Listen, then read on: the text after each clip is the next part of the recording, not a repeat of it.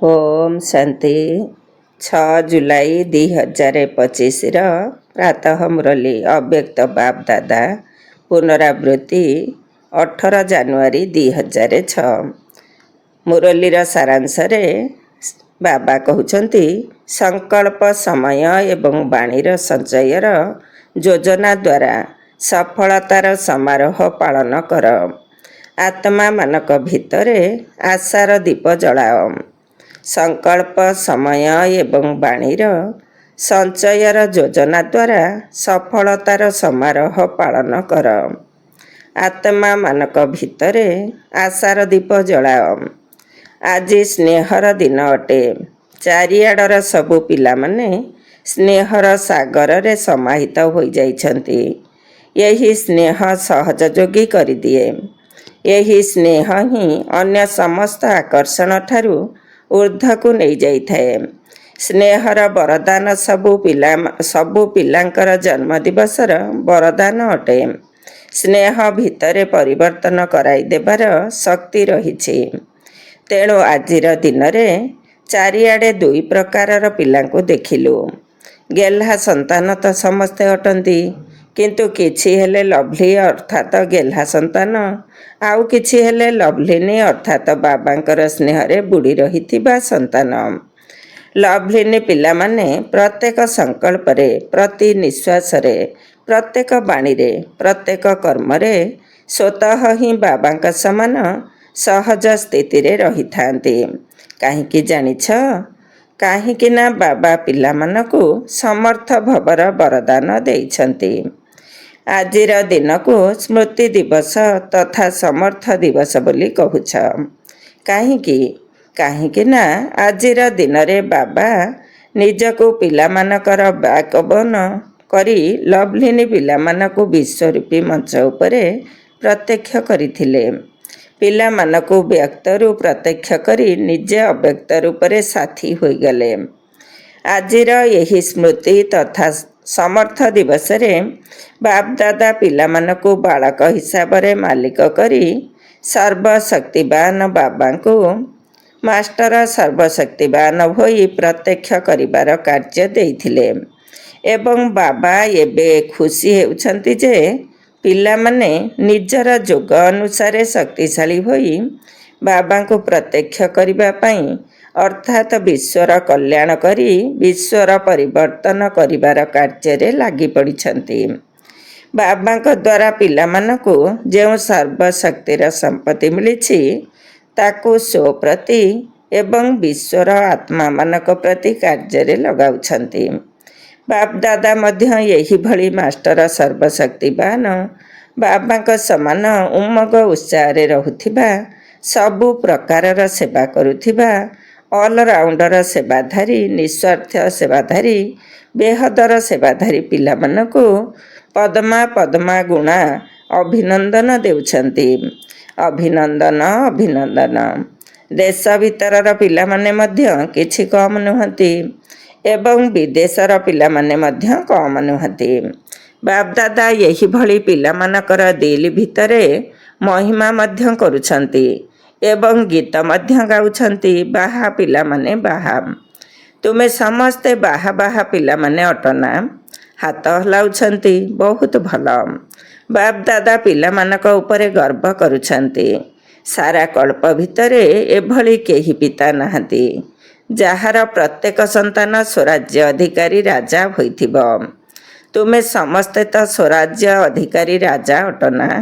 प्रजा तो नुहे ना। केतेक पिला जेतेबेले बाबांक सहित वार्तालाप करुछंती सेतेबेले कहउछंती आमे भविष्यत रे कोन हेबु तार चित्र आमकु देखाओ। तेबे बाप दादा कोन कहउथिबे? पुराणा पिला माने तो कहउछंती जे जगत अम्बा माँ समस्तंकु चित्र देउथिले, तेणु आमकु मध्य हमर चित्र दियो। तेणु बाप दादा कहउछंती प्रत्येक संतान को बाबा तो विचित्र दर्पण देइछंती जेउथिरे तुमे माने निजर भविष्यतर चित्र देखि परिबो जे मु किए। तुमे माने मध्य जानिछ। तेबे सेही दर्पण तुम पाखरे अछि तो? जानिछ केउ दर्पण देइछंती? प्रथम धाड़ी वाला तो जानिथिबे ना?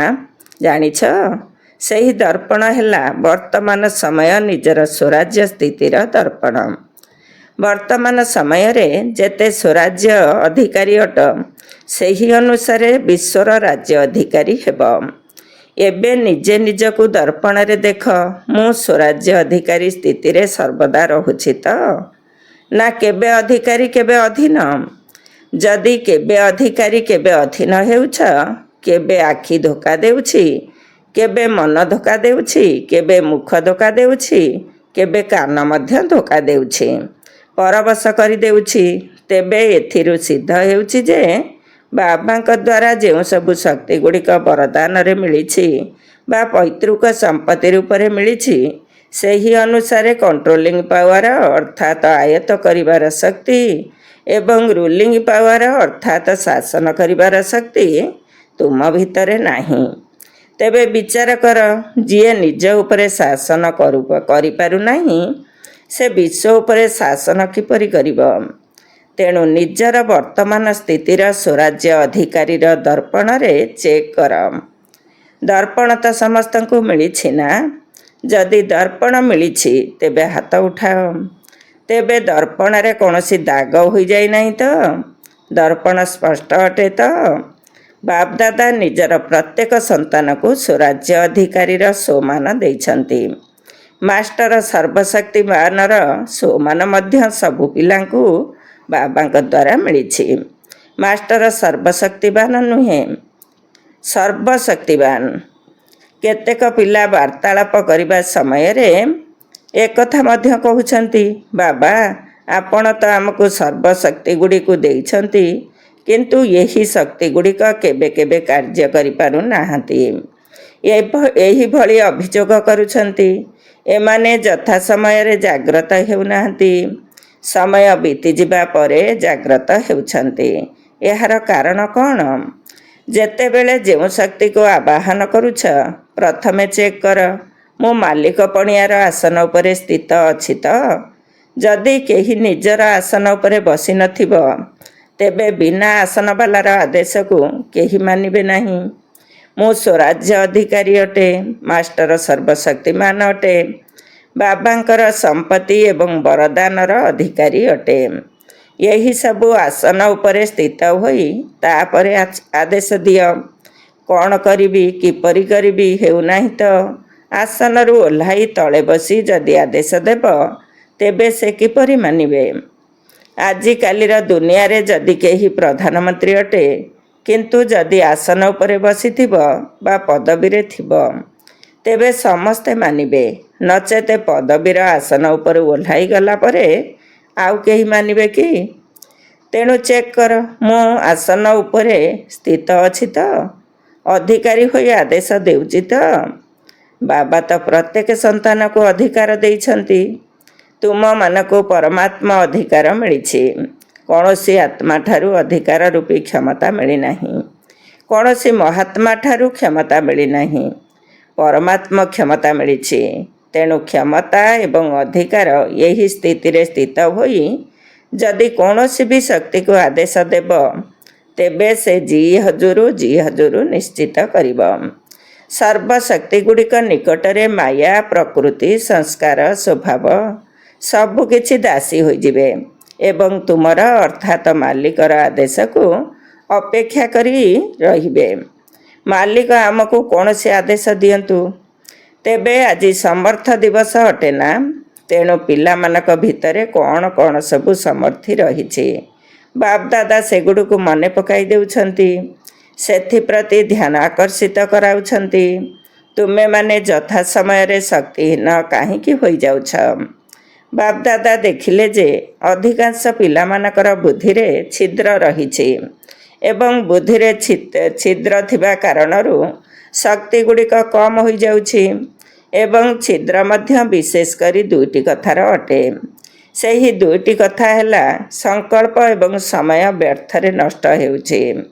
ଖରାପ ନୁହେଁ, କିନ୍ତୁ ବ୍ୟର୍ଥ। ଯଥା ସମୟରେ କୌଣସି ଖରାପ କାର୍ଯ୍ୟ କରୁନାହାନ୍ତି, କିନ୍ତୁ ଜମା ମଧ୍ୟ କରୁନାହାନ୍ତି। କେବଳ ଦେଖୁଛନ୍ତି, ଆଜି ଖରାପ କାର୍ଯ୍ୟ କିଛି ହୋଇନାହିଁ ତ? କିନ୍ତୁ ଭଲ କ'ଣ ଜମା କରିଛି? କିଛି ହରାଇ ନାହିଁ, ଠିକ୍ ଅଛି, କିନ୍ତୁ କିଛି ରୋଜଗାର କରିଛି କି? ଦୁଃଖ ମଧ୍ୟ କାହାକୁ ଦେଇନାହିଁ, କିନ୍ତୁ ସୁଖ କେତେ ଜଣକୁ ଦେଇଛି। ଅଶାନ୍ତ କାହାକୁ କରିନାହିଁ, କିନ୍ତୁ ଶାନ୍ତିର ପ୍ରକମ୍ପନ କେତେ ଖେଳାଇଛି। ବାୟୁମଣ୍ଡଳ ଦ୍ୱାରା ବା ମୁଖ ଦ୍ୱାରା ବା ପ୍ରକମ୍ପନ ଦ୍ୱାରା ଶାନ୍ତି ଦୂତ ହୋଇ କେତେ ଜଣକୁ ଶାନ୍ତି ଦେଇଛି। କାହିଁକି ନା ଜାଣିଛ ଯେ ଏହି ଅଳ୍ପ କିଛି ସମୟ ହିଁ ହେଉଛି ପୁରୁଷୋତ୍ତମ କଲ୍ୟାଣକାରୀ ସମୟ, ଅର୍ଥାତ୍ ଜମା କରିବାର ସମୟ। ତେବେ ସବୁବେଳେ ଏହି କଥା ମନେ ରଖ ଯେ ଏବେ ନୁହେଁ ତ କେବେ ନୁହେଁ। ହୋଇଯିବ, କରିନେବି ନା, ଏବେ ନୁହେଁ ତ କେବେ ନୁହେଁ। ବ୍ରହ୍ମା ବାବାଙ୍କର ଏହା ହିଁ ଥିଲା ତୀବ୍ରଗତିର ପୁରୁଷାର୍ଥ। ତେବେ ଯାଇ ନମ୍ବର 1 ହେବାର ଲକ୍ଷ୍ୟ ସ୍ଥଳରେ ପହଞ୍ଚି ପାରିଲେ। ତେଣୁ ବାବା ଯେଉଁ ସବୁ ସମର୍ଥି ଗୁଡ଼ିକ ଦେଇଛନ୍ତି ଆଜି ସମର୍ଥ ଦିବସରେ ମନେ ପଡ଼ୁଛି ନା? ତେଣୁ ସଞ୍ଚୟ କରିବାର ଯୋଜନା ପ୍ରସ୍ତୁତ କର। ସଂକଳ୍ପର ସଞ୍ଚୟ, ସମୟର ସଞ୍ଚୟ, ବାଣୀର ସଞ୍ଚୟ। ଯାହା ଯଥାର୍ଥ ବାଣୀ ନୁହେଁ, ଅଯଥାର୍ଥ ବ୍ୟର୍ଥ ବାଣୀଠାରୁ ମୁକ୍ତ ହେବା ଅର୍ଥାତ୍ ସଞ୍ଚୟ କରିବା। ବାପ ଦାଦା ସବୁ ପିଲାଙ୍କର ସର୍ବଦା ଅଧିକାରୀ ପଣିଆର ଆସନ ଉପରେ ସ୍ଥିତ ରହିଥିବାର ସ୍ୱରାଜ୍ୟ ଅଧିକାରୀ ରାଜା ରୂପ ଦେଖିବାକୁ ଚାହୁଁଛନ୍ତି। କ'ଣ ତୁମମାନଙ୍କୁ ପସନ୍ଦ ତ? ଏହି ରୂପ ପସନ୍ଦ ଅଟେ ନା? କେବେ ବି ବାପ ଦାଦା କୌଣସି ବି ପିଲାଙ୍କୁ ଟିଭିରେ ଦେଖିଲେ ଏହିଭଳି ରୂପ ଦେଖିବାକୁ ଚାହୁଁଛନ୍ତି। ବାପ ଦାଦାଙ୍କ ପାଖରେ ତ ପ୍ରାକୃତିକ ଟିଭି ଅଛି, ତା'ର ସୁଇଚ୍ ମଧ୍ୟ ଦବାଇବାକୁ ପଡ଼ୁନାହିଁ। ଏକା ସମୟରେ ଚାରିଆଡ଼ର ପିଲାମାନଙ୍କୁ ଦେଖିପାରିବେ। ପ୍ରତ୍ୟେକ ସନ୍ତାନକୁ ଦେଖିପାରିବେ, କୋଣ ଅନୁକୋଣରେ ଥିବା ବାଲାଙ୍କୁ ମଧ୍ୟ ଦେଖିପାରିବେ। ତେବେ କ'ଣ ଏହିଭଳି ହୋଇପାରିବ? କାଲିଠାରୁ ଟିଭି ଦେଖିଲେ କ'ଣ ଦେଖାଯିବ? ଫରିସ୍ତାର ଡ୍ରେସ୍ ପିନ୍ଧିଥିବାର ଦେଖାଯିବ। ଫରିସ୍ତାର ଡ୍ରେସ୍ ହେଉଛି ଚମକଦାର ଲାଇଟର ଡ୍ରେସ୍। ସେ ଦେହ ଅଭିମାନ ଯୁକ୍ତ ମାଟିର ଡ୍ରେସ୍ ପିନ୍ଧେ ନାହିଁ। ତେଣୁ ଚମକଦାର ଡ୍ରେସ୍ ପିନ୍ଧିଥିବା ସଫଳତାର ତାରକା ହୋଇଥିବ। ଏହିଭଳି ମୂର୍ତ୍ତି ସମସ୍ତଙ୍କର ବାପ ଦାଦା ଦେଖିବାକୁ ଚାହୁଁଛନ୍ତି। କ'ଣ ପସନ୍ଦ ଅଟେ ନା?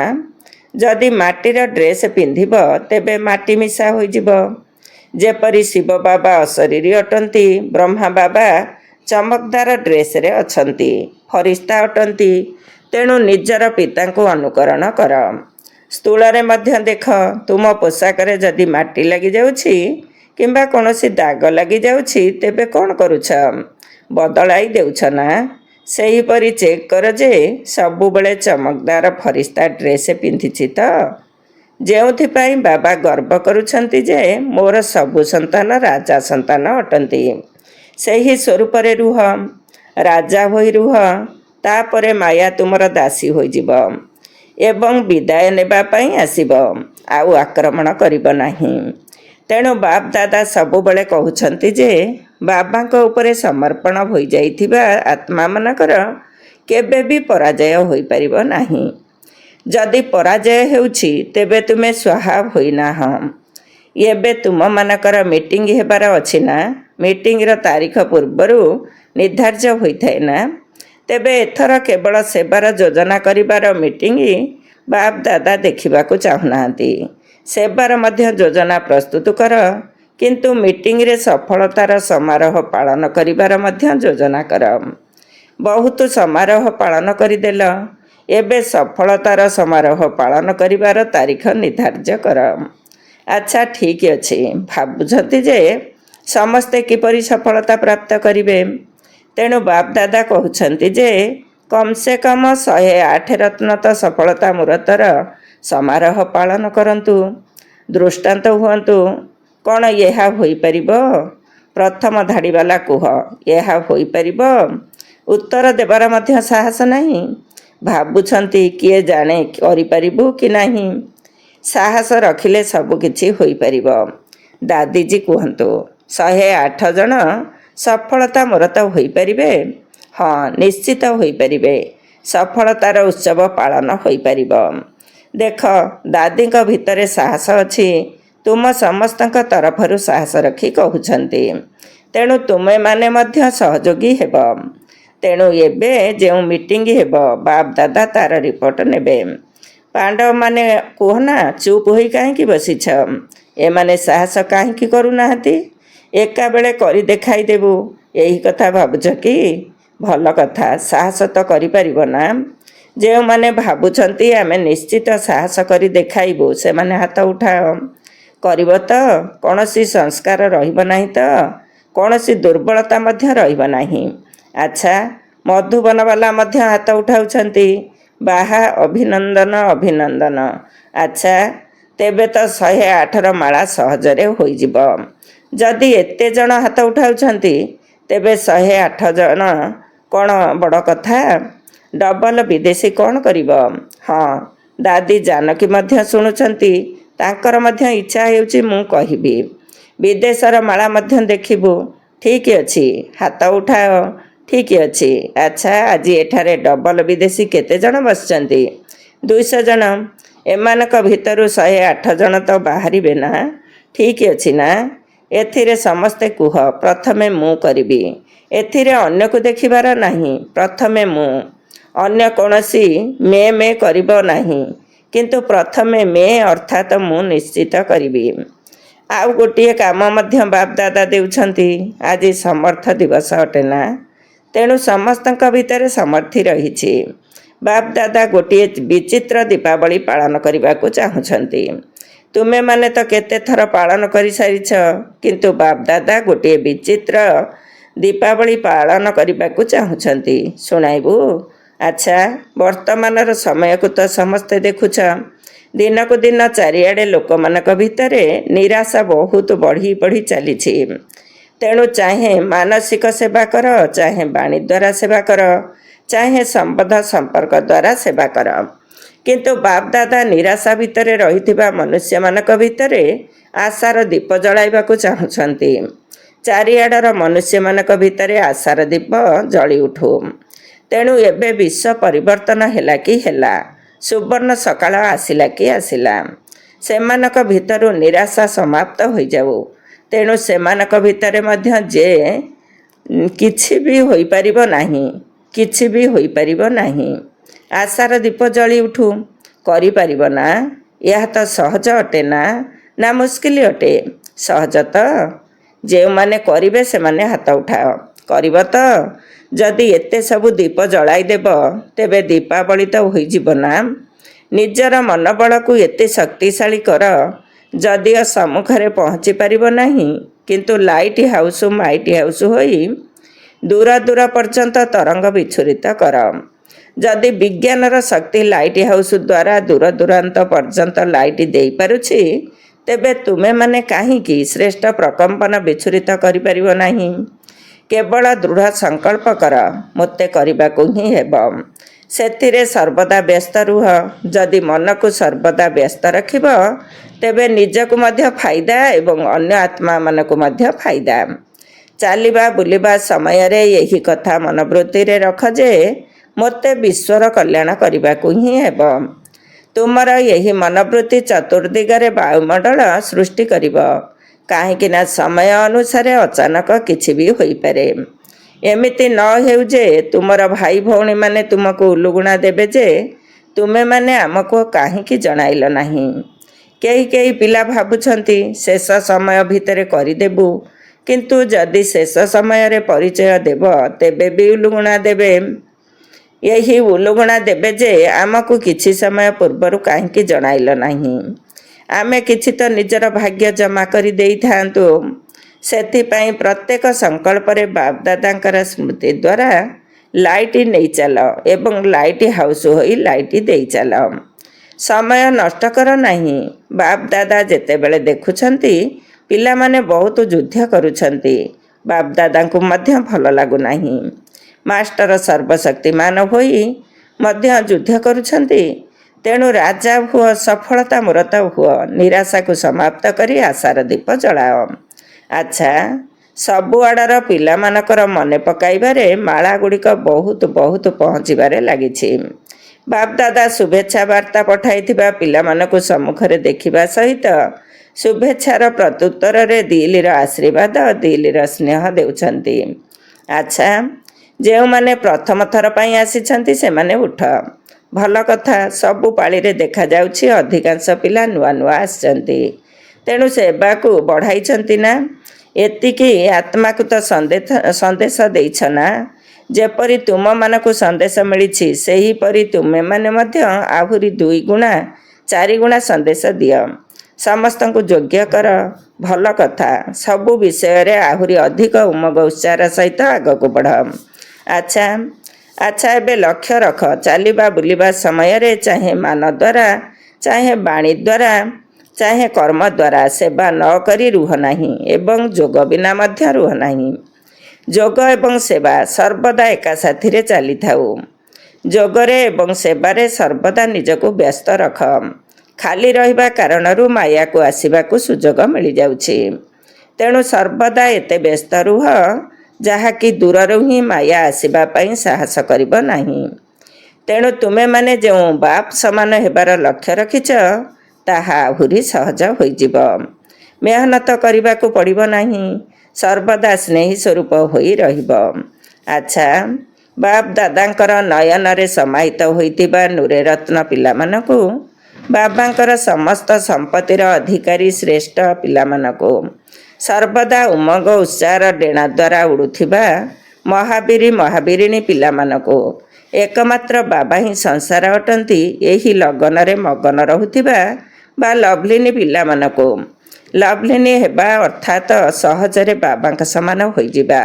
ତେଣୁ ଲଭ୍ଲି ଅର୍ଥାତ ଗେହ୍ଲା ଏବଂ ଲଭ୍ଲିନି ଅର୍ଥାତ ସ୍ନେହରେ ବୁଡ଼ି ରହୁଥିବା ପିଲାମାନଙ୍କୁ ବହୁତ ବହୁତ ପଦ୍ମଗୁଣା ସ୍ନେହ ସମ୍ପନ୍ନ ଶୁଭେଚ୍ଛା ଏବଂ ନମସ୍ତେ। ଆମ ଆତ୍ମିକ ସନ୍ତାନମାନଙ୍କର ଆତ୍ମିକ ମାତା ପିତା ବାପ ଦାଦାଙ୍କୁ ନମସ୍ତେ ଏବଂ ସୁପ୍ରଭାତ। ଆଜିର ବରଦାନ। ନିଜର ପ୍ରତ୍ୟେକ କର୍ମ ବା ବିଶେଷତା ଦ୍ୱାରା ଦାତାଙ୍କ ଆଡ଼କୁ ଧ୍ୟାନ ଆକର୍ଷିତ କରାଉଥିବା ସଚ୍ଚା ସେବାଧାରୀ ହୁଅ। ନିଜର ପ୍ରତ୍ୟେକ କର୍ମ ବା ବିଶେଷତା ଦ୍ୱାରା ଦାତାଙ୍କ ଆଡ଼କୁ ଧ୍ୟାନ ଆକର୍ଷିତ କରାଉଥିବା ସଚ୍ଚା ସେବାଧାରୀ ହୁଅ। ଡିଟେଲ୍ସ। ସଚ୍ଚା ସେବାଧାରୀ ପିଲାମାନେ କୌଣସି ବି ଆତ୍ମାକୁ ସହଯୋଗ ଦେଇ ନିଜ ପାଖରେ ଅଟକାଇ ରଖିବେ ନାହିଁ। ସେମାନେ ସମସ୍ତଙ୍କର ସମ୍ପର୍କ ବାବାଙ୍କ ସହିତ ଯୋଡ଼ିବେ। ସେମାନଙ୍କର ପ୍ରତ୍ୟେକ ବାଣୀ ବାବାଙ୍କର ସ୍ମୃତି ଦେବା ଭଳି ହୋଇଥିବ। ସେମାନଙ୍କର ପ୍ରତ୍ୟେକ କର୍ମ ଦ୍ୱାରା ବାବା ଦେଖାଯାଉଥିବେ। ସେମାନଙ୍କୁ ଏହି ସଂକଳ୍ପ ମଧ୍ୟ ଆସିବ ନାହିଁ ଯେ ମୋର ବିଶେଷତା କାରଣରୁ ହିଁ ଏମାନେ ମୋର ସହଯୋଗୀ ଅଟନ୍ତି। ଯଦି ବାବାଙ୍କୁ ନ ଦେଖି ତୁମକୁ ଦେଖିଲେ ତେବେ ତୁମେ ସେବା କରିଲ ନାହିଁ କିନ୍ତୁ ବାବାଙ୍କୁ ଭୁଲାଇ ଦେଲ। ସଚ୍ଚା ସେବାଧାରୀ ସତ୍ୟ ପିତାଙ୍କ ସହିତ ସମସ୍ତଙ୍କର ସମ୍ବନ୍ଧ ଯୋଡ଼ିବେ, ନିଜ ସହିତ ନୁହେଁ। ଆଜିର ସ୍ଲୋଗାନ। କୌଣସି ପ୍ରକାରର ଅଭିଯୋଗ କରିବା ପରିବର୍ତ୍ତେ ସର୍ବଦା ସନ୍ତୁଷ୍ଟ ରୁହ। କୌଣସି ପ୍ରକାରର ଅଭିଯୋଗ କରିବା ପରିବର୍ତ୍ତେ ସର୍ବଦା ସନ୍ତୁଷ୍ଟ ରୁହ। ଓମ୍ ଶାନ୍ତି। ଆଜିର ଅବ୍ୟକ୍ତ ଇସାରା। ସଂକଳ୍ପର ଶକ୍ତିକୁ ଜମା କରି ଶ୍ରେଷ୍ଠ ସେବାର ନିମିତ୍ତ ହୁଅ। ଶ୍ରେଷ୍ଠ ଭାଗ୍ୟର ରେଖା ଟାଣିବାର ଆଧାର ହେଲା ଶ୍ରେଷ୍ଠ ସଂକଳ୍ପ ଏବଂ ଶ୍ରେଷ୍ଠ କର୍ମ। ଚାହେଁ ଟ୍ରଷ୍ଟି ଅର୍ଥାତ ଘର ଗୃହସ୍ଥରେ ନିମିତ୍ତ ହୋଇ ରହୁଥାଅ, ଚାହେଁ ସେବାଧାରୀ ଆତ୍ମା ହୋଇଥାଅ, ଉଭୟ ଏହି ଆଧାର ଦ୍ୱାରା ନମ୍ବର ନେଇପାରିବେ। ଉଭୟଙ୍କୁ ନିଜର ଭାଗ୍ୟ ଜମା କରିବାର ସମ୍ପୂର୍ଣ୍ଣ ସୁଯୋଗ ରହିଛି। ଯିଏ ଯେତେ ଜମା କରିବା ପାଇଁ ଚାହିଁବେ ଜମା କରିପାରିବେ। ଓମ୍ ଶାନ୍ତି।